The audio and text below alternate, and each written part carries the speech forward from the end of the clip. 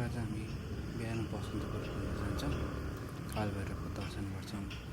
यो नरदेवी जाने बाटो साथीहरू, यहाँ ट्रकहरू छ, गाडीहरू आइरहेछ। ल अबदेखि चाहिँ यो नयाँ कानुन पारित भयो भने चाहिँ जेब्रा क्रसिङबाट बाटो काटेन भने चाहिँ 500 रुपियाँ फाइन तिर्नुपर्छ साथीहरू। यहाँबाट हामी राइड जान्छौँ। यहाँ चाहिँ 4 पाङ्ग्रे निषेधित क्षेत्र हो, बाइकहरू जानु मिल्छ।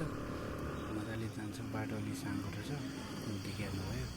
अनि फेरि यहीँ गाडीहरू राखिदिनु भएको छ। कुकुरहरू छ साथीहरू यहाँ धेरै। हामीले उनीहरूलाई चाहिँ जोगाउनुपर्छ है चलाउँदाखेरि। त्यो बाइक ठाउँमा पार्किङ गरेर यो चाहिँ रणभैरव आर्मीको ब्यारेक भयो। यहाँबाट हामी सिधै जान्छौँ बसन्तपुर एरिया त।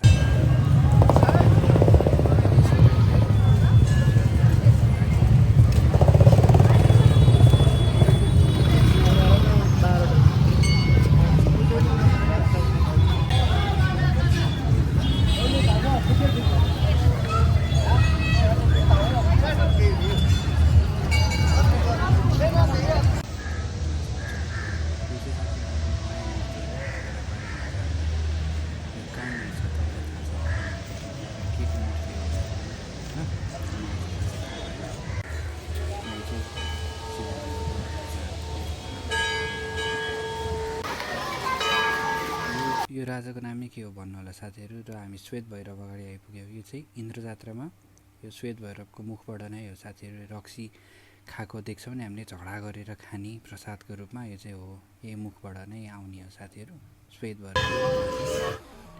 उहाँ चाहिँ हाम्रो लक्की, यहाँको एकदम कृष्ण मन्दिरमा बस्नुहुन्छ। एकदम ज्ञानी, एकदम चञ्चले। हेर्नु साथीहरू, सिंह जस्तो जम्प हान्नुहुन्छ। अब खतरा है, एकदम ज्ञानी छ साथीहरू। तपाईँहरू कतै जाँदा चाहिँ आफूसँग 1-2वटा भयो भने चाहिँ कुकुरहरू, बिरालो जसलाई पनि खुवाइदिँदा राम्रो हुन्छ। परेवाहरू राम्रो देखिरहेछ साथीहरू। यो चाहिँ अब डबली हो साथीहरू। यहाँ अब परेवालाई दानासाना खुवाइन्छ।